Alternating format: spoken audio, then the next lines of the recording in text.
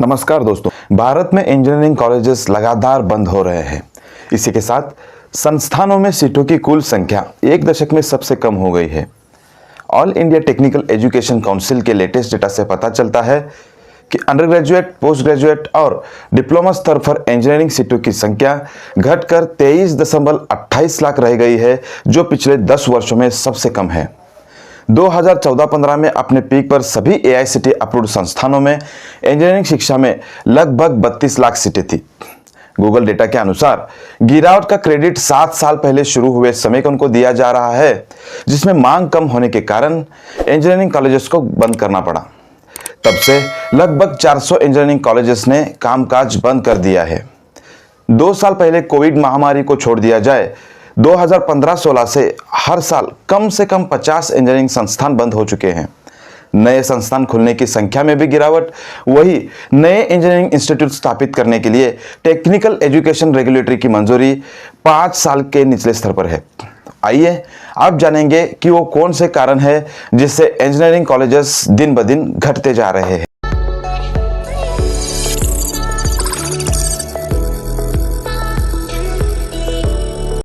कारण नंबर 1, शिक्षा प्रणाली में बदलाव ना लाना। इंजीनियरिंग का पाठ्यक्रम अक्सर तेजी से बदलते हुए टेक्नोलॉजी के साथ कदम से कदम मिलाने में समस्या का सामना करते आ रहा है। यह अंतर उन विषयों और टेक्नोलॉजी ज्ञान के बीच असंगति बढ़ा सकता है जो स्टूडेंट को सिखाया जाता है और उद्योग द्वारा मांगे जाने वाले स्किल्स में गैप पैदा कर सकता है।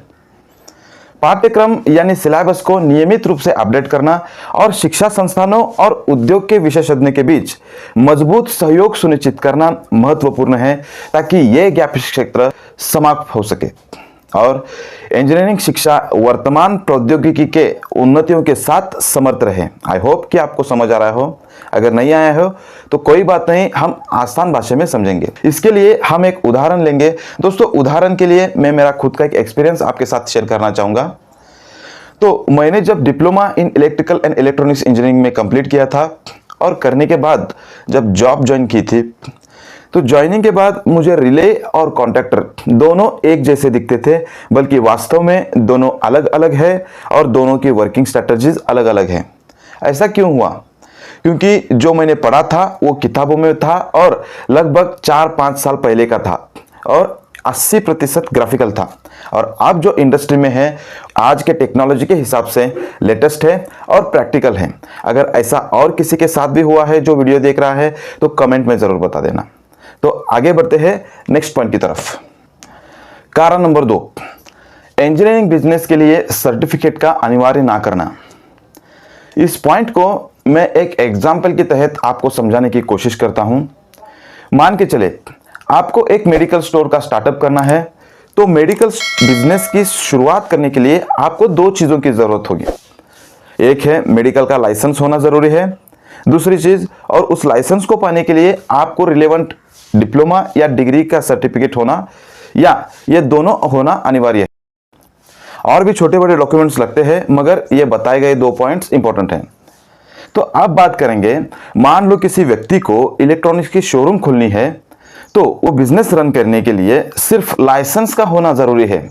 अगर आसान भाषा में समझाया जाए तो उस लाइसेंस को पाने के लिए रिलेवेंट डिग्री की आवश्यकता नहीं होगी। मेरा कहने का मुद्दा यह है कि अगर कोई इंजीनियरिंग बिजनेस बिना डिग्री के करता है या कर सकता है, वो डिग्री किस काम की? तो आगे बढ़ते हैं थर्ड पॉइंट की तरफ। कारण नंबर 3, पैशन के पीछे भागना। पैशन बोलने के बाद आपको हैरानी होगी, मगर हैरान होने की कोई जरूरत नहीं। यहां पे पैशन का मतलब है डिग्री। सारे लोग डिग्री के पीछे भाग रहे हैं। बस एक बार डिग्री पूरी हो जाए उसके बाद देख लेंगे, और ऐसे तैसे करके डिग्री पूरी कर लेते हैं। अब लाइन लगती है जॉब के लिए। अब मेन स्ट्रगल यहाँ से चालू होती है। 3-4 साल दिन रात पढ़ाई करके alpha beta theta gamma M1 M2 M3 M4 रट्टा मार के 70-80 इंटरनल एग्जाम लिख के 8 सेमिस्टर 40 सब्जेक्ट किताबें पढ़ के जो डिग्री हाथ में आती है, तो ऐसा लगता है कि अब जहाँ पर भी पैर रखूंगा तो सोना ही निकलेगा। अरे बेटा, तेरे पैर के तो तभी जंग लग गया था जब तूने इंजीनियरिंग में एडमिशन लिया था। समझ ले इस बात को। थोड़ा हंसी मजाक कर लिया तो अब बढ़ेंगे। देखिए, इंजीनियर्स को जो जॉब देने वाली कंपनीज है वो 2 कैटेगरीज में आती है। फर्स्ट, जो कैंपस इंटरव्यू लेती है, like Microsoft, Wipro, Infosys, Tata Motors, Mahindra and Mahindra, Larsen and turbo, IBM India etcetera. और जो दूसरी कैटेगरी में आती है वो छोटी कंपनीज है जो वैकेंसी क्रिएट करती है यानी ओपन करती है और इंटरव्यूज के लिए बुलाती है यानी वॉक फॉर इंटरव्यूज। अब बड़ी इंटरेस्टिंग बात है, जो बड़ी कंपनीज होती है उन्होंने वैकेंसी ओपन की है 100 की और प्लेसमेंट के लिए कैंडिडेट्स आते हैं 1000 यानी 1:10, यानी एक सीट के लिए 10 आवेदन, 10 लोगों में एक को जॉब लगेगी। और जो कैंडिडेट्स कैंपस पास हो जाएगा उसकी लाइफ एकदम फर्स्ट क्लास, अच्छी, एकदम अच्छी सैलरी, गाड़ी, बंगलों, एकदम सुपर। 3-4 साल बाद जब वो गांव आए अपनी 4 व्हीलर में बीवी के साथ, तो सोचो क्या इंप्रेशन होता होगा। वो देखकर पड़ोस वाले आपको फॉलो करने लगते हैं, यानी पड़ोस वाले उनके बच्चों को भी आप जैसे बनाना चाहते हैं। मगर उनको क्या पता कि आप उन 900 को बीट करके आए हो। अब सवाल आता है इन 900 इंजीनियर्स का जो कैंपस इंटरव्यूज में फेल हो गए थे। देखिए, डिग्री कंप्लीट हो चुकी है, 6 महीना हो गया है, कुछ जॉब नहीं लग रही है, घर में सब लोग इसी राह पर है कि इससे जॉब कब लगेगी। दिन बीतते जा रहे हैं, शादी की उम्र हो चुकी है और यह बंदा अभी भी जॉब ढूंढ रहा है। अब डेली जॉब आर्ट्स देख के 10-15 जॉब कंसल्टिंग में रजिस्ट्रेशन करके 100-200 फ्रेंड्स को पूछ के फाइनली वो दिन आ ही जाता है कि इसे पता चलता है कि वो जो दूसरी वाली जो कंपनी है उन्होंने इंटरव्यूज के लिए बुलाया है। अब ये छोटी कंपनीज होती है, इनकी स्टैटिस्टिक्स बहुत अलग होती है। इनको डिग्री चाहिए और प्लस इसके साथ स्किल भी चाहिए। तू कहाँ से लाएगा वे स्किल, जबकि इस बंदे ने कॉलेज के टाइम पे क्लासेस बंक करने के बजाय कुछ किया ही नहीं। अब मान के चलते हैं जो 900 बंदे इनमें से 10 to 100 इसमें सेलेक्ट होते हैं, तो टोटल हो जाएंगे, कैंपस सिलेक्शन के हो गए थे 100 और ये 100 यानी कि टोटल 200। हिसाब साफ है, 200 पास आउट इंजीनियर्स को ही जॉब मिली है आउट ऑफ 1000।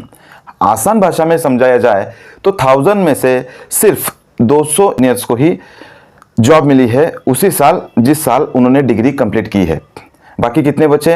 800 इंजीनियर्स बेरोजगार। आपके जानकारी के लिए बता दूं, इस साल के नए डेटा के मुताबिक भारत में लगभग 6000 से ज़्यादा रिकॉग्नाइज्ड इंजीनियरिंग कॉलेजेस हैं, 4300 से ज़्यादा प्राइवेट इंजीनियरिंग कॉलेजेस हैं, 1300 से ज़्यादा गवर्नमेंट इंजीनियरिंग कॉलेजेस हैं, यानी कुल मिलाया जाए तो 11700 प्लस इंजीनियरिंग कॉलेजेस है। अब बड़ा इंटरेस्टिंग पॉइंट है, देखिए, अगर हर एक कॉलेज से एक बैच निकलती है हर साल और एक बैच में मान के चलते हैं सिर्फ 120 से 130 इंजीनियर्स अपनी डिग्री पास करके बाहर निकलते हैं, तो डेटा आपके सामने आता है 11700 इंटू 130 यानी कि 15 लाख से भी ज़्यादा स्टूडेंट्स हर साल इंजीनियरिंग की डिग्री लेकर पास होते हैं। और ये सिर्फ मैं नहीं, टाइम्स ऑफ इंडिया की न्यूज़ भी यही बताती है। 3% इंजीनियर्स को ही उनके मन के हिसाब से अच्छी सैलरी मिलती है। बस सोचो, 15 लाख में से सिर्फ 2.5 लाख इंजीनियर्स को ही उसी साल नौकरी लगती है जिस साल वो डिग्री कंप्लीट कर लेते हैं। बाकी बचे 12.5 लाख यानी 12.5 लाख इंजीनियर्स बेरोजगार हर साल। किसी को 1 साल, किसी को 2 साल, किसी को 3 साल लगते हैं अपनी जॉब पाने के लिए, और हर साल ये रिपीट होते रहता है और पिछले कई सालों से ये ऐसे ही चालू है। तो बताओ, बेरोजगारी नहीं बढ़ेगी तो और क्या बढ़ेगा। दोस्तों, वीडियो ज़्यादा लंबा ना हो इसलिए शॉर्ट पॉइंट्स में समझाने की कोशिश की है। अगर बताए गए मुद्दे आपको सही लगे हो तो कमेंट में ज़रूर बताइए। अगर आपके मित्र परिवार में कोई इंजीनियरिंग या डिप्लोमा कर रहा है तो उन तक इस वीडियो को ज़रूर शेयर कीजिए ताकि डिग्री के साथ साथ कोई स्किल्स भी सीखे जिससे उनका भविष्य अच्छा हो सके। और अगर आप चैनल पे नए हैं तो चैनल को सब्सक्राइब जरूर कीजिए और बेल आइकन को ज़रूर दबाइए ताकि आने वाले नई वीडियोस आप तक ज़रूर पहुंचे। मिलते हैं नए वीडियो में, तब तक के लिए धन्यवाद। जय हिंद।